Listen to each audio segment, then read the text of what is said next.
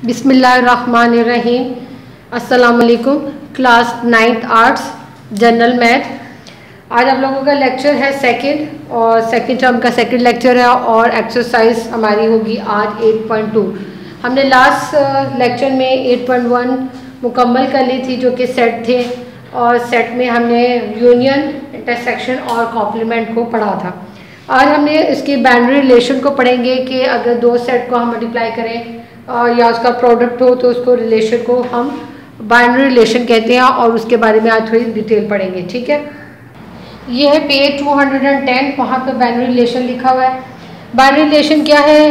Consider the two empty set, जैसे कि आपके पास एक सेट ए 1 and 2 एलिमेंट्स के साथ और दूसरा 3 and 4 है। ये दो एम्प्टी नॉन एम्प्टी सेट होने चाहिए और आप उसे जब प्रोडक्ट ले देंगे दैट मीन्स ए और बी। दैट मीन्स बाइनरी का मतलब होता है दो और दो सेट का रिलेशन है। तो हम ए को मल्टीप्लाई करें बी से तो क्या करेंगे, ए के हर एलिमेंट को बी के एलिमेंट के साथ सेट बनाएंगे, यानी 1 and 3, 1 and 4, देन 2 and 3 और 2 and 4। ठीक है, ये आपको नज़र आ रहा होगा, क्लियर कर देती हूँ। अब आपको नज़र आया होगा, ये लिखा हुआ है 1 3 1 4 2 3 and 2 4। ठीक है, ये इसे कहते हैं बाइनरी रिलेशन। आप जब जो सा सेट होगा ए और बी, उसके हर एलिमेंट को बी के, यानी ए के हर एलिमेंट को बी के हर एलिमेंट के साथ उसका सेट बनाएंगे। जब ए लिखा होगा पहले तो ए के एलिमेंट आपके पहले नंबर पर होंगे और दूसरे नंबर पर आपके आ जाएंगे बी वाले सेकंड वाले के एलिमेंट्स। तो ये हो गया आपका ए इंटू बी का प्रोडक्ट, तो इसे बोलेंगे बाइनरी रिलेशन। फिर आप जब इसके प्रोडक्ट देखिएगा कि आपके पास कितने आए, 1 2 3 4 पेयर्स आ गए आपके पास इसके। फिर हमने मज़ीद ये R1 है, दैट मीन्स के अगर हम इसके सेट बनाना चाहें तो उसके कितने होंगे, एक एम्प्टी सेट भी बन सकता है। फिर उसके बाद आप उसके एक एक सेट का साथ भी बना सकते हैं सेट, इसे बोलेंगे आपने मज़ीद उसका रिलेशन फाइंड करने की कोशिश की।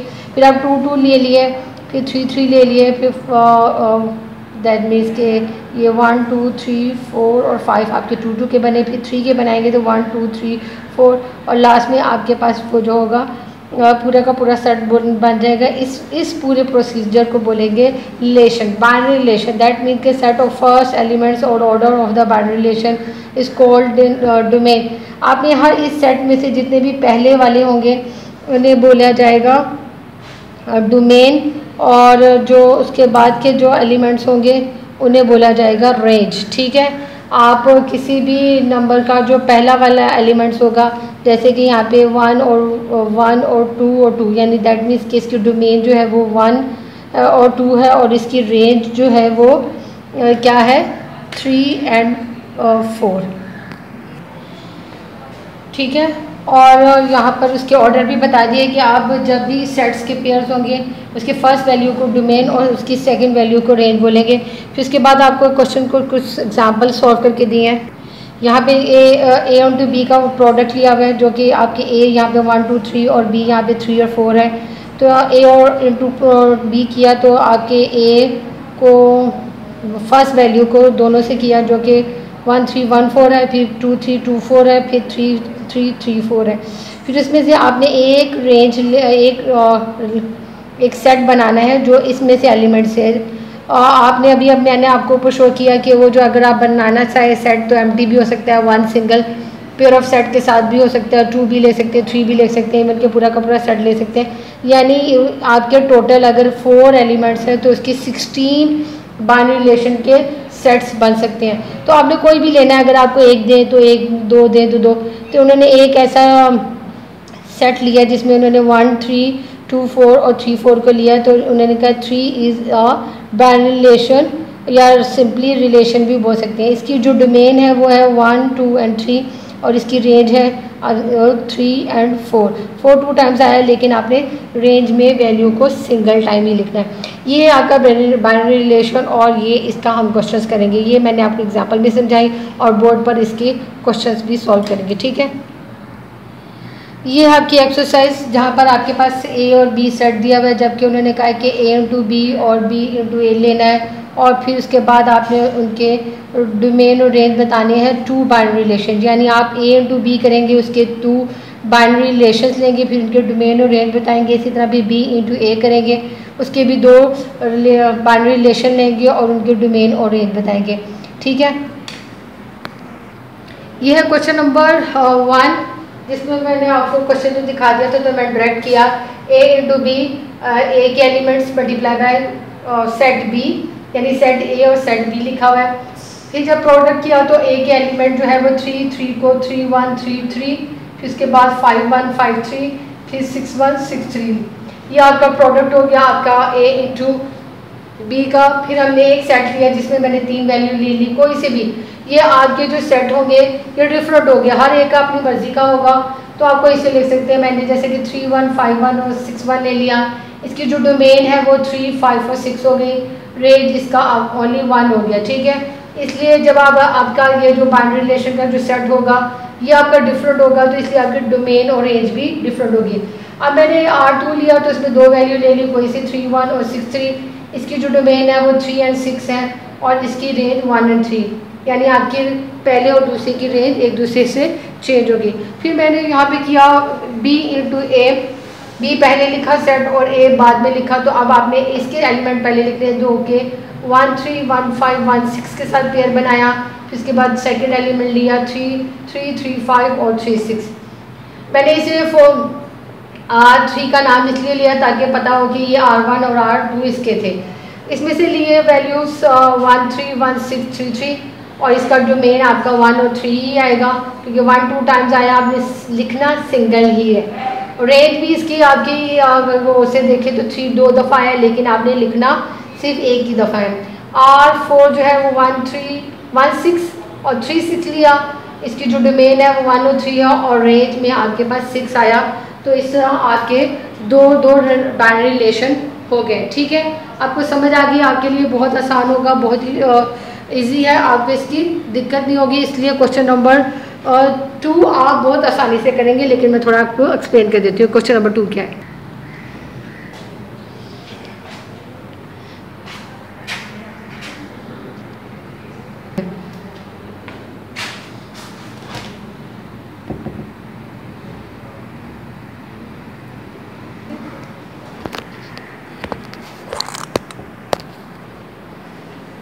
क्वेश्चन नंबर 4 की कंडीशन को फुलफिल करते हुए उन्होंने बोला था कि x की वैल्यू आपकी l से ली जाएगी और y की वैल्यू जो है वो m से ली जाएगी, और l और m यहाँ पे मैं आपको क्वेश्चन से पहले मेंशन भी कर देती हूँ ताकि आपको आसानी रहे कि l और m क्या थे।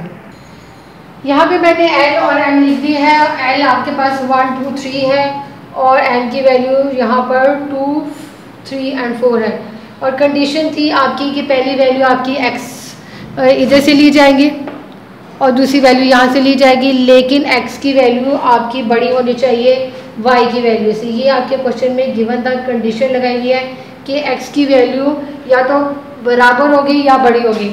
तो अगर आप वो से देखें तो 1 छोटा है, 1 छोड़ दिया, फिर उसके बाद 2 देखें तो 2 सिर्फ 2 के साथ कंपेयर होकर बराबर हो जाएगा, लेकिन वो उससे छोटा नहीं होगा।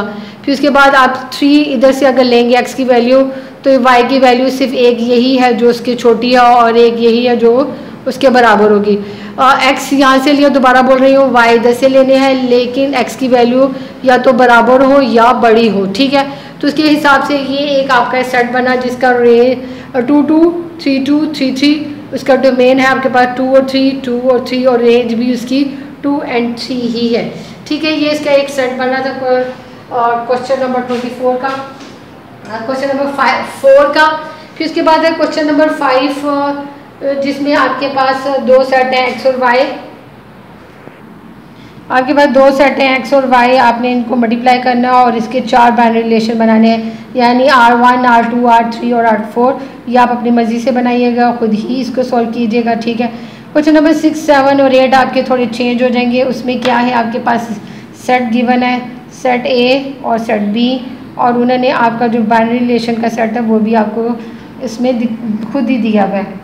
अब गौर से देखें, ये है सेट F जो कि A4 B4 और C4 है, और हमने बताना है कि ये वाला जो सेट है वो इसी से बिलोंग करता है, और अगर वो इससे बिलोंग करता है और इसकी कुछ कंडीशंस फुलफिल होती हैं तो हम उसे कहेंगे F is A into B। और इसकी कंडीशंस क्या वो मैं अभी आपको एक्सप्लेन करती हूँ। ये फंक्शन की कुछ कंडीशंस। सबसे पहले है कि एनी बाइनरी रिलेशन जो है वो आपका उस नो एम्प्टी सेट ए और बी के प्रोडक्ट से होना चाहिए, ठीक है, ठीक। और उसके सबसे पहले है कि उसकी जो डोमेन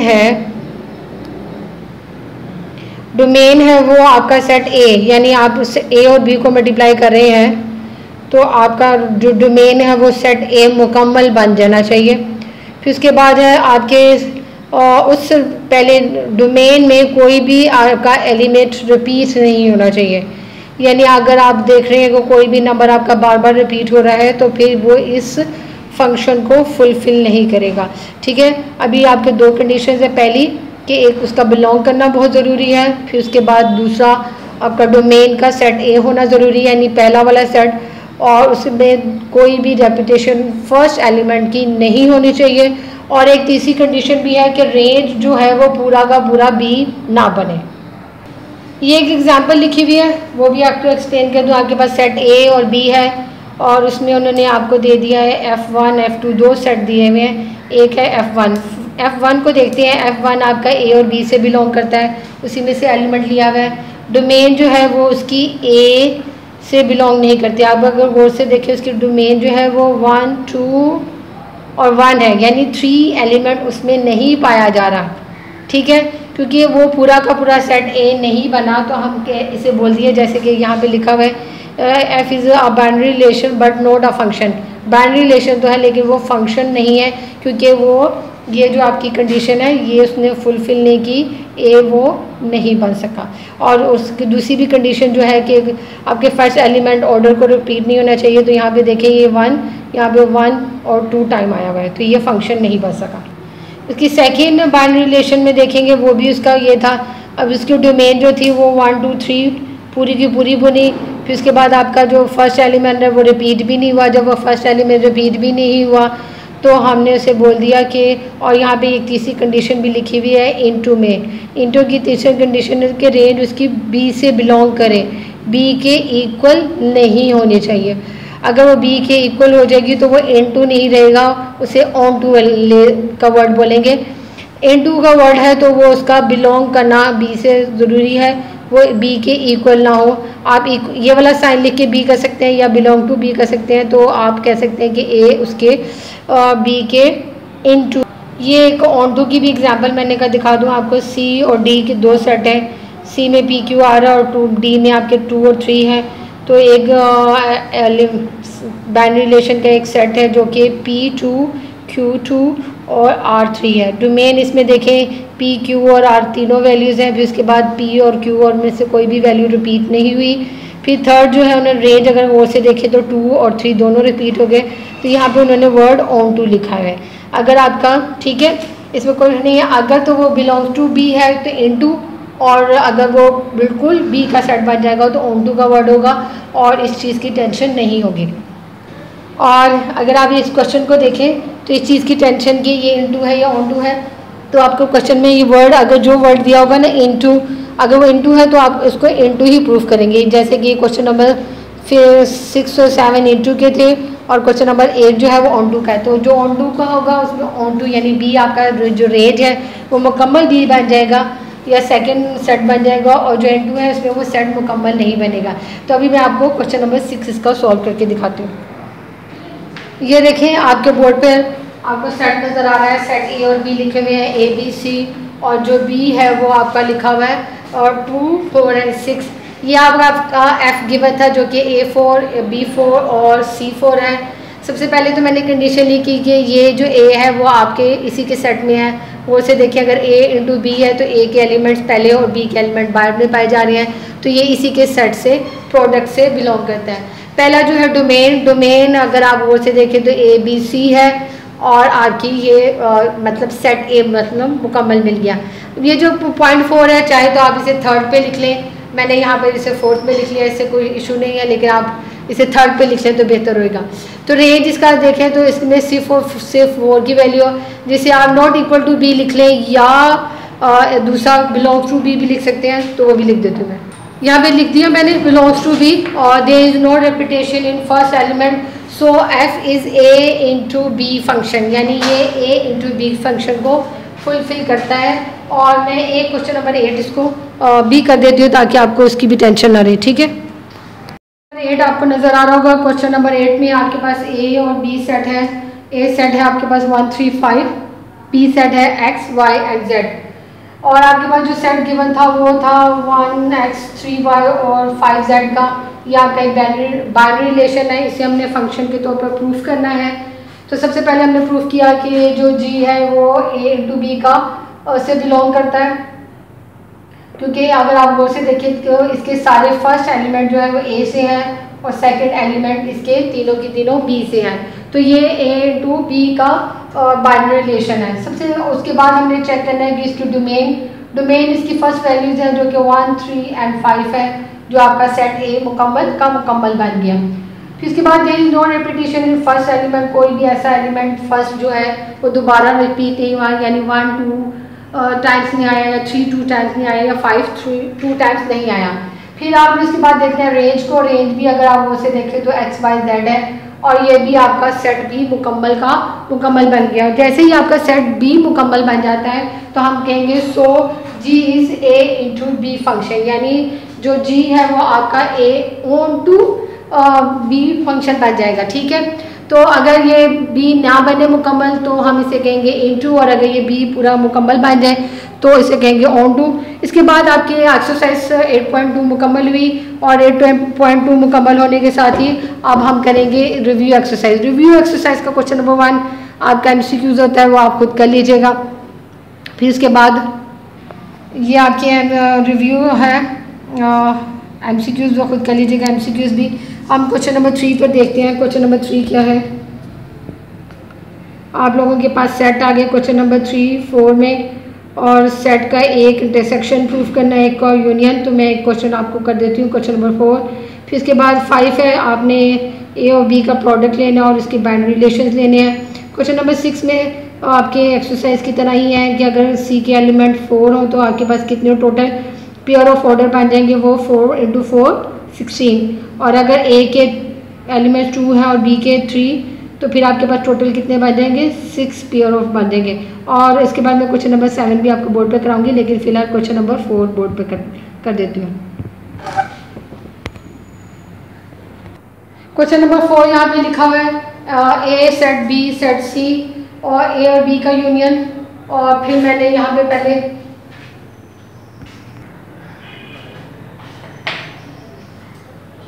मैंने ए सेट लिखा है, बी सेट, इसका जब यूनियन करेंगे तो 1 इधर से आ गया, फिर 2 3 और 4 कॉमन थे दोनों में, और 5 इधर से और 6 इधर हुआ, तो आपका ये एक यूनियन का सेट बन गया। फिर उसके बाद आपने इसे सी के सेट के साथ करना है, तो 1 2 3 4 5 यहाँ से लिख लिया, 6 भी लिख लिया, तो 7 8 और 9 यहाँ से आए, तो ये आपका सेन यूनियन हो गया।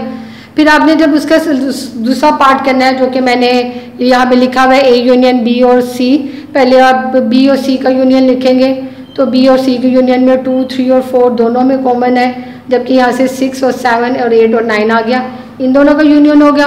फिर आपने सेट ए और इन दोनों की यूनियन से यूनियन करेंगे तो आपके पास 1 2 3 4 5 6 7 8 9 हो जाएगा, और आपकी ये दोनों के दोनों इक्वल हो गए, और इसकी और साथ ही वेरीफाई होगा। इंटरसेक्शन में भी यही होगा कि जब आप इंटरसेक्शन करते हो तो तब भी आपके पहले 2 सेट को कीजिएगा, तीसरे के साथ कीजिएगा, तो आपकी दोनों वैल्यूज़ वेरीफाई हो जाएंगे। अभी मैं आपको क्वेश्चन नंबर 7 बोर्ड पर करके दिखाऊंगी, जो कि सॉल्व होने वाला है, बाकी आप खुद कीजिएगा, वो आपके होमवर्क होंगे। ये है क्वेश्चन नंबर 7। क्वेश्चन नंबर 7 में आपको उन्होंने जो आर है वो ए और बी की वैल्यू दी है कि आपकी ए की वैल्यू और बी की वैल्यू जो है वो होल नंबर्स होगी। होल नंबर्स का मालूम मतलब होगा कि आप 0 से नंबर कोई भी दे सकते हैं, और उन्होंने आपको एक स्टेटमेंट दे दी जो कि है 3a + 2b = 16, ठीक है। हमने इसकी मदद से मैंने इसे लिया 3a + 2b, हमारे पास 2 वेरिएबल्स हैं, तो मैंने ये किया कि एक वेरिएबल को उस तरफ लेंगे। तो क्योंकि ए की वैल्यू हमारे पास फर्स्ट वैल्यू है जो कि डोमेन है, और डोमेन की वैल्यू की वजह से मैं यहाँ पर 3a को उस तरफ ले गई, वजह बताती हूँ कि 3a क्यों उधर ले गई थी। फिर इसके बाद और 2 को भी मैंने उधर जाके डिवाइड कर दिया, अब b की वैल्यू। अब हम पुट करें a = 0 2 और 4, होल नंबर होने की वजह से हम 0 भी यूज़ करते हैं, और जो पहली वैल्यू होती है डोमेन वैल्यू, डोमेन का मतलब यही होता है कि ऐसी वैल्यू जिसे हम पुट करें तो बी रेंज हमारे पास क्या है।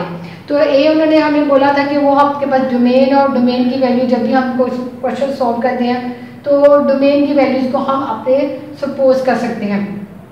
तो मैंने ए को सपोज किया है 0, 2 and 4। जब मैंने ए को 0 पुट किया यहाँ पर तो 3 की वैल्यू 0 हो गई और 16 में से कुछ भी माइनस हुआ तो 16 को 2 से डिवाइड किया तो आंसर आपके पास 8 आ गया। जब ए की वैल्यू मैंने 2 पुट की तो 2 3 ज़ा 6, 16 में से 6 माइनस हुआ 10 और 10 को 2 से डिवाइड किया तो 5। ठीक, फिर इसी तरह मैंने ए की वैल्यू को 4 पुट किया तो 4 3 ज़ा 12, 16 में से 12 माइनस किया तो 4, 4 को 2 से डिवाइड किया तो 2। और ये डोमेन वो वैल्यूज़ होती है जो आप खुद से पुट कर सकते हैं।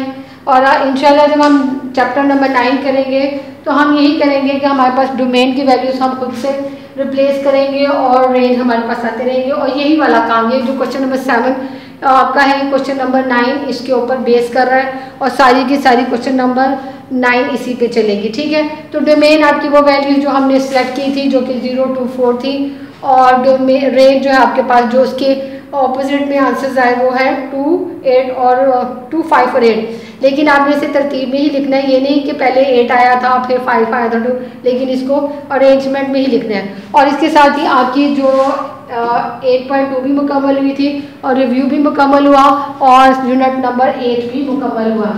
ठीक है, यूनिट नंबर 8 जो था वो बहुत आसान था और इंशाल्लाह आप लोगों ने इसकी प्रैक्टिस करनी है ताकि आपसे इसकी कोई दिक्कत ना हो। ओके, अल्लाह हाफिज़।